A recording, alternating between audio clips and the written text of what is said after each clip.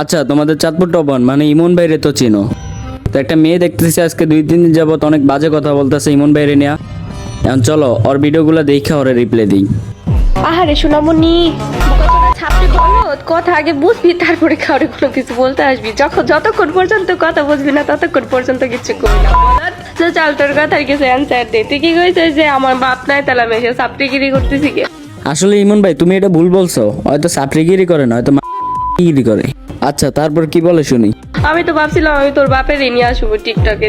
কেন তুই ইমন ভাইয়ের বাপরে আনতে দিব কেন? তোর কিছু বাতার আছে না অগরে আন? যে আঙ্কেল হেলমেট ছাড়া গাড়ি চালায় কেমন জন্ম দিলেন? হেলমেট ছাড়া গাড়ি জন্ম দিছে আর যাই করছে, ভালো ছেলে জন্ম দিছে, তোর কি আর জন্ম দেয়? বাপরে বাপ, যে লাইনই বুঝে না পারেছে রোস্ট করতে। কি ইমন ভাই নাকি লাইন বুঝে না? তুই কতটুকু বুঝছ বইন? তো চল তোর কিছু বলি। তুই কিছু বলবি আর না বলবি এখন আমি তোরে বলবো। তোর ফার্স্ট এন্ড লাস্ট ওয়ার্নিং, তুই আর নেক্সট টাইম ইমন ভাই নিয়ে ভিডিও বানাইলে তোর টিকটক ক্যারিয়ার শেষ করে দেবো। যাই হোক কথাটা মনে রাখিস।